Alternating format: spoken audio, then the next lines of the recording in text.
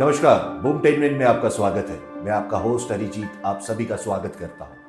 आज हम मिलने जा रहे हैं एक ऐसे व्यक्ति विशेष से जिनका ज़्यादातर जीवन कॉरपोरेट में बीता है, पर आज स्पिरिचुअल लाइफ जर्नी की ओर अग्रसर है। मेरे कई ऐसे सेलिब्रिटी मित्र जिन्हें मैं पर्सनली जानता हूं, आज भी उनका गाइडेंस लेते हैं। जो व्यक्ति विशेष 2012 तक एस्ट्रोलॉजर्स का मजाक उड़ाया करते थे, आज स्पिरिचुअल लाइफ जर्नी की ओर बहुत ही ज़्यादा अग्रसर है, बहुत तेज़ी से अग्रसर है। आइए मिलते हैं कश्यप जी से। नमस्कार कश्यप जी, आपका बहुत बहुत स्वागत है। थैंक यू सो मच, आपका खूब खूब धन्यवाद। एक बात मैं यहाँ पे कहना चाहूँगा, किसी एक व्यक्ति विशेष ने बहुत अच्छे से कहा था, विकास दिव्य कीर्ति सर, दुनिया में ऐसे बहुत कम लोग हैं जो ये जानते हैं कि वो बहुत कम जानते हैं। मैं उनमें से एक हूँ। आज एस्ट्रोलॉजी में या न्यूमरोलॉजी में किसी भी फील्ड में इस मुकाम पर अगर मैं पहुँचा हूँ तो उसका श्रेय सिर्फ एक ही व्यक्ति को जाता है, मेरे गुरु श्री एन शाह साहब को। वो नहीं होते तो आज मैं इस जगह पे नहीं होता। सच अ वंडरफुल पर्सन। उनका ऑब्जेक्टिव ही लाइफ में ये है कि बच्चों को पढ़ाना है। करीबन 35 साल से ज़्यादा हो गए उनको एस्ट्रोलॉजी और वास्तु में, न्यूमरोलॉजी में, इन सारी सब्जेक्ट पे रिसर्च करते हुए, पर वो एक ही ध्येय से काम करते हैं कि मुझे जितना हो सके उतना सारे बच्चों को ये विद्या का ज्ञान देना है। आज मैं जो कुछ भी हूँ उनकी बदौलत हूँ, बाकी it's all divine help. Kashyap ji, सबसे पहला हम आपसे एक ही सवाल करना चाहेंगे, व्हाट इज एस्ट्रोलॉजी? क्या चीज़ है सर? समझने की ज़रूरत है, बहुत ही ज़्यादा क्यूरियोसिटी रहती है सबके अंदर। प्लीज़ थोड़ा सा इसको एक्सप्लेन कीजिए। एस्ट्रोलॉजी क्या है, ये बहुत बड़ा विषय है जी, बहुत बड़ा विषय। I mean you have to spend one entire life और many of them to understand it. But अगर मैं एक नटशेल में आपको बताऊं, जिसे हम जन्म कुंडली के माध्यम से जानते हैं, जब किसी व्यक्ति का जन्म होता है उस समय जो राशि पूर्व दिशा से उदय होती है उससे लग्न कुंडली बनती है, और उस समय के जितने भी ग्रह हैं, राइट, उसका वो पिक्चर है। ओके। बिकॉज 9 ग्रह हैं, 7 ग्रह हैं, 2 छाया ग्रह हैं, 9 ग्रह वो कॉन्स्टेंटली मूव करते रहते हैं जी sir. Right.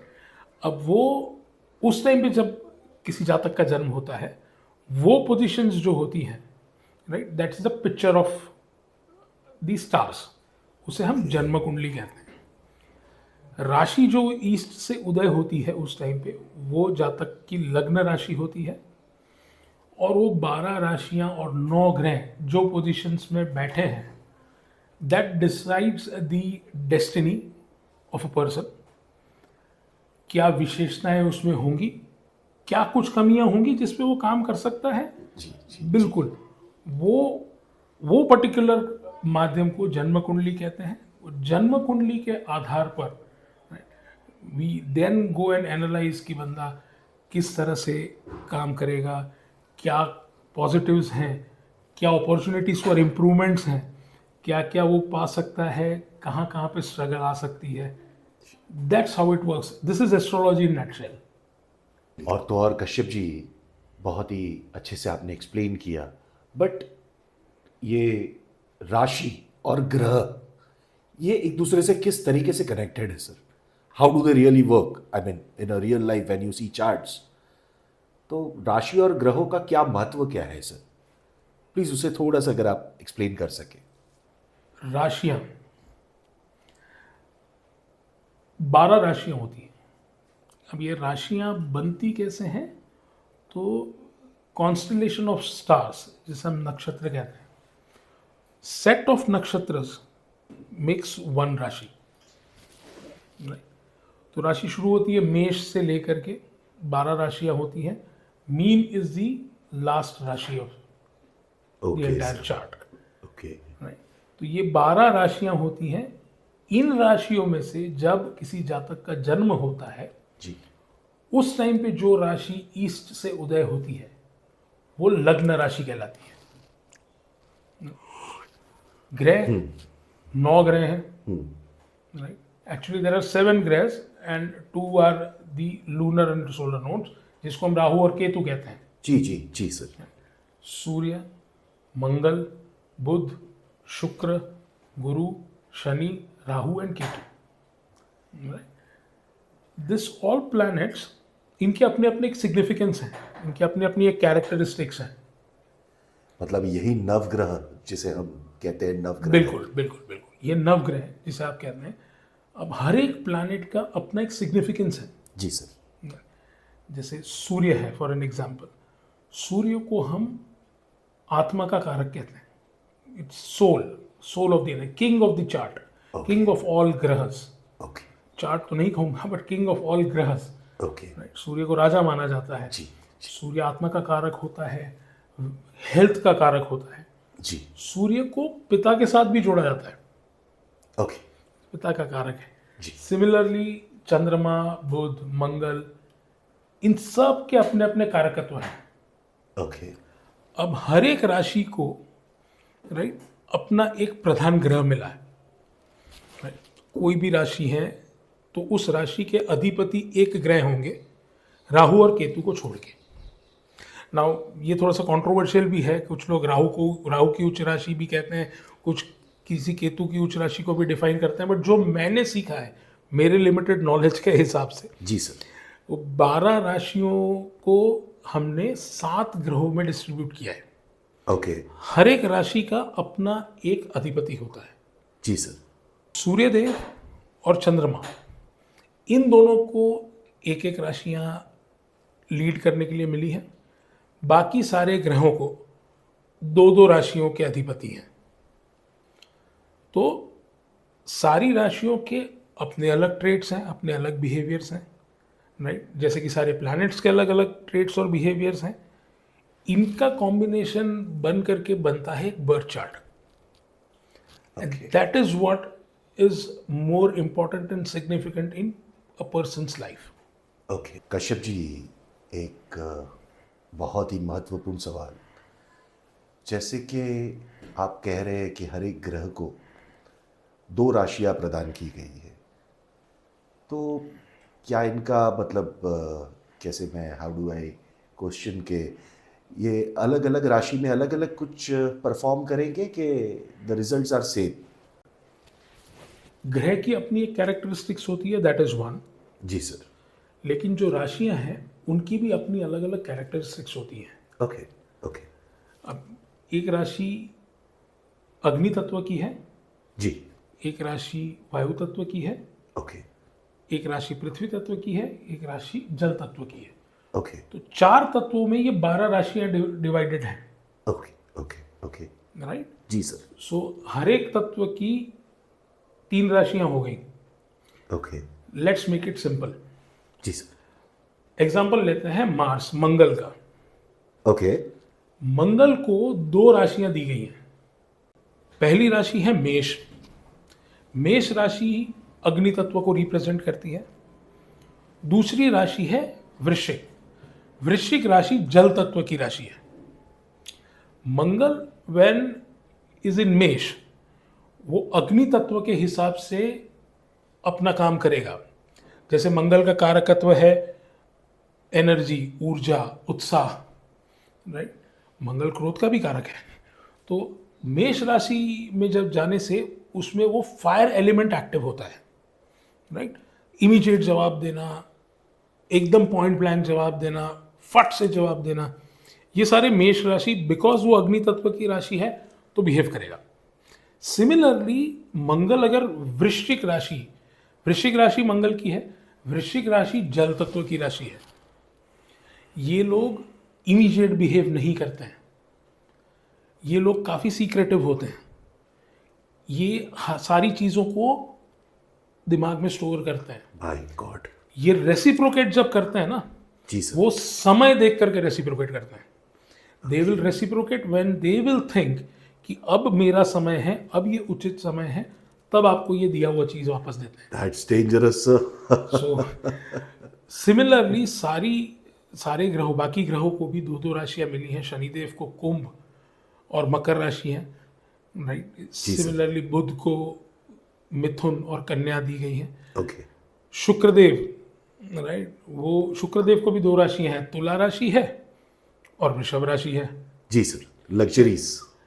Luxuries, correct, but वो दोनों का बिहेवियर अलग होगा। जैसे मैंने आपको एग्जांपल दिया कि वृषभ राशि का बिहेवियर और तुला राशि का बिहेवियर अलग है, जी सर। राइट।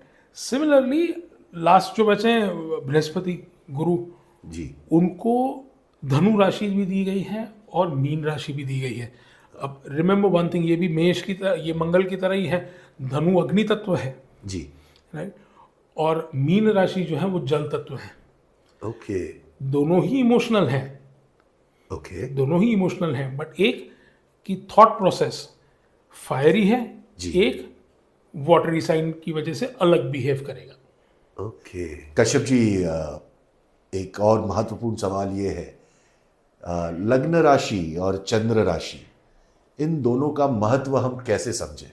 अगर इसे आप थोड़ा सा अगर इन डिटेल एक्सप्लेन कर पाए। जैसे लग्न की जो राशि है, लग्न जो है, उससे हम ये पता चलता है कि वो व्यक्ति विशेष का बिहेवियर कैसा होगा, उसकी कुछ कैरेक्टरिस्टिक्स क्या होंगे वे ऑफ वर्किंग के। सिमिलरली चंद्र राशि देख करके, मतलब जिस राशि में चंद्रमा स्थित है, वो देख करके हम ये पता चलता है कि वो पर्टिकुलर व्यक्ति विशेष की सोच कैसी होगी, राइट, उसका विजुअल पावर कैसा होगा, थॉट प्रोसेस कैसी होगी। एक बहुत ही इंटरेस्टिंग सवाल जो शायद ऑडियंस में से मैं या कोई भी एक लेमैन हर बार सुनते हैं, जैसे कि भैया एस्ट्रोलॉजी के हिसाब से तो मतलब एक it's like a question sir कि एक ही समय में दो लोगों का भी तो जन्म हो सकता है। शायद उसे आप ये कहिए कि मैंने ये देखा है कि एक जना राजा बन गया और दूसरा शायद रंग की जगह पे है। इस असमानता का कारण क्या? दोनों की जन्म तिथि के हिसाब से, कुंडली के हिसाब से तो दोनों को एक ही होना चाहिए था। इसे आप किस तरीके से एक्सप्लेन करेंगे sir? And I am really curious to know this. हाँ, बिल्कुल होता है ना। एक चीज़ हमें अपने टीचर ने, मेरे गुरु ने हमें सिखाई थी, while we learn the astrology. जी जी। हम 3 प्रिंसिपल पे काम करते हैं। जी सर। एक, कीप एस्ट्रोलॉजी सिंपल। ओके। क्योंकि जो ज्ञान हमें मिला है, जी। राइट, वो ऋषियों से मिलता हुआ आ रहा है। जी सर। राइट, सो हम तो उनसे पावरफुल है ही नहीं, नहीं, हमारा बिल्कुल तो, नहीं। Right. So one is keep astrology simple. जी जी। Second is apply common sense. Okay. And third is use the logic. That's great. Right, so these are the 3 principles जिसके ऊपर हम एस्ट्रोलॉजी सीखे हैं। जी sir. Now I will answer this question based on this 3 logics only. That's really nice. Right? So let's take an example. We'll share 2 examples. 2 examples लेंगे जिसकी वजह से क्या है कि पूरा आपको 360 डिग्री व्यू मिल जाए। फर्स्ट, एक ही समय पे एक बच्चा इंडिया में, मुंबई में पैदा हुआ, financial capital of the country, developing country. उसी समय पे एक ही बच्चा किसी डिस्टर्ब्ड कंट्री में, वॉर ऑनगोइंग कंट्री में पैदा होता है, राइट। अब आपने बोला दोनों के राशियां तो सेम होंगी, ग्रह भी उस टाइम पे सेम होंगे, बिल्कुल। लेकिन एस्ट्रोलॉजी में there is one very good principle which you need to apply is देश काल परिस्थिति, राइट। आप जहाँ पे पैदा हुए हैं वो देश और उसकी परिस्थिति gives a much more higher impact. Okay. तो जब भी आप किसी का चार्ट एनालाइज करते हैं, प्लीज अंडरस्टैंड कि वो किस जगह से आ रहा है, किस परिस्थिति से आ रहा है, उसके बाद उसको जवाब देते हैं, right. Another example to add on to this, मान लीजिए 5th house. Now 5th house से हम लव अफेयर्स भी देखते हैं, रोमांटिक रिलेशंस देखते हैं। 5th हाउस से हम स्किल सेट भी देखते हैं। Okay. So for an example, अगर कोई 58-60 ईयर्स के कोई भाई साहब आते हैं आपसे चार्ट एनालाइज करवाने के लिए, जब आप देखते हैं कि 5th हाउस एक्टिव हो गया है, तो आप अपना कॉमन सेंस यूज करेंगे। आप उनको ये नहीं बोलेंगे कि अरिजीत इनका तो लव अफेयर होने के चांसेस हैं। मैं समझ पा रहा हूँ sir. So at that given point of time आपको ये समझना पड़ेगा कि उसका स्किल सेट क्या इम्प्रूवमेंट वो कर सकता है कि नहीं कर सकता है। Correct sir. लेकिन हाँ, अगर यही चीज़ कोई मतलब कॉलेज में ग्रेजुएशन कर रहे लड़के के चार्ट में आप देखोगे तो आप प्रोबेबली दोनों कर पाओगे, I can understand, I can relate. Love affair भी और स्किल सेट भी, क्योंकि वो बच्चा पढ़ भी रहा है। जी सर, जी sir. So based on that common sense, I'll give you another example which will help you, और सबको एक क्लियर पिक्चर मिलेगा कि कैसे ये चीज काम करती है देश काल परिस्थिति। Yes yes. अब एक एग्जांपल लेते हैं कि एक टाइम पे एक बच्चा एक मल्टी मिलियनर के घर पे पैदा हुआ। जी सर। सेम टाइम पे एक बच्चा किसी मिडिल क्लास या लोअर मिडिल क्लास फैमिली में पैदा हुआ। जी सर। एक ही शहर में। जी जी। राइट। यस। अब होगा क्या 22 साल के बाद आप देखोगे क्या? अच्छा, ये चार्ट में एक खासियत है, just to give you an example, elaborate the example. ये चार्ट में एक खासियत है, 5th house is very dominant. Okay. और lord of the 5th house मतलब पंचम भाव के अधिपति भी बहुत स्ट्रांग पोजीशन में है। ओके। तो इससे होगा क्या? अब दोनों बच्चों की सेम हुई जी चार्ट्स। अब आप 22 साल बाद क्या देखोगे कि जो मल्टी मिलियनर के घर में बच्चा पैदा हुआ है, जी सर जी, वो हो सकता है ऑक्सफोर्ड, येल, हार्वर्ड ऐसी यूनिवर्सिटी में पढ़ के आया होगा। ओके। जबकि लोअर मिडिल क्लास में या मिडिल क्लास में बच्चा जो पैदा हुआ था जी, उसने ग्रेजुएशन तो फॉर श्योर कंप्लीट किया होगा, ओके। क्योंकि पढ़ाई का भाव दोनों का बहुत अच्छा है। जी जी जी। हो सकता है ग्रेजुएशन के बाद उसने एक आधा और कोर्स कर लिया हो या सर्टिफिकेशन कोर्स कर लिया Might होगा, be a postgraduate or a MBA, something, anything. या कोई और भी कोर्स कर लिया होगा। जी सर। तो पढ़ाई दोनों की अच्छी होगी, लेकिन डिफरेंस क्या होगा कि जो येल ऑक्सफोर्ड यूनिवर्सिटी में मास्टर्स करके लड़का आया हुआ है, जी। आप उसको अगर ऑब्जर्व करोगे 22 साल के बाद, he would be very good in handling the board meetings, okay. Board room discussions और ये सब करने में he will be very good. On the other hand, जो मिडिल क्लास या लोअर मिडिल क्लास में बच्चा पैदा हुआ था, जी जी जो पढ़ के अभी निकला है, जी सर। आप देखोगे कि उसका ऑन ग्राउंड जो मैनेजमेंट या एग्जीक्यूशन होगा वो स्किल सेट उसका बहुत हाई होगा। ओके। रीजन इज दोनों बच्चों को परिस्थितियां अलग अलग मिली हैं। जी सर। एक बच्चा था, उसको परिस्थिति ऐसी मिली थी कि आप पढ़ते जाओ, आपको ये स्कूल में जाना है, उसके बाद हार्वर्ड में ही जाना है। जी जी और एक बच्चा था, उसको परिस्थिति ये मिली है कि आप पढ़ो, पढ़ाई में आप बहुत अच्छे हो, जी सर। पर आप हार्वर्ड नहीं जा पाओगे due to whatever reason, financial, आजकल education is that very tough. Understand, and as you told, might be a lower, comes Might from a be lower lower middle class. Correct. Yes. But the point is, 5th house prominent है, दोनों बच्चों की पढ़ाई अच्छी होगी। Again coming back to the example, हो सकता है लव अफेयर भी अच्छा हो, Okay. बट देन पढ़ाई अच्छी होगी। जी सर। Okay. बट परिस्थिति, देश काल और परिस्थिति plays a very major role in defining somebody's destiny. Okay. एक और चीज मैं शेयर करना चाहूँगा सबके साथ, ये भी मेरे गुरु ने कही थी जी जी कि कुंडली चाहे कैसी भी हो, जी प्लस माइनस सिक्के के दो पहलू होते हैं। जी सर। जी सर। कुछ योग अच्छे होंगे तो उसी अच्छे योग के कुछ नेगेटिव आउटपुट्स भी होंगे। जी सर।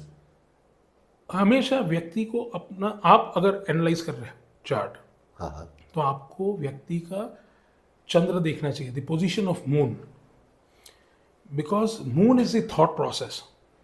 किसी व्यक्ति विशेष का अगर मून अच्छा होगा जी सर। या उनका थॉट प्रोसेस अच्छा होगा, जी। तो वो आधी मुश्किलें वैसे ही जीत लेगा। ओके। राइट। वो हमारे सर ने बड़ा अच्छा एक आर्टिकल भी आया था उनका न्यूज़पेपर में, चंद्र जो बदल सकता है दशा और दिशा। जी जी चंद्रमा से ही दशा लिखी जाती है, विश्वोत्तरी दशा, अश्वोत्तरी दशा जी सर। चंद्रमा से लिखी जाती है। जी।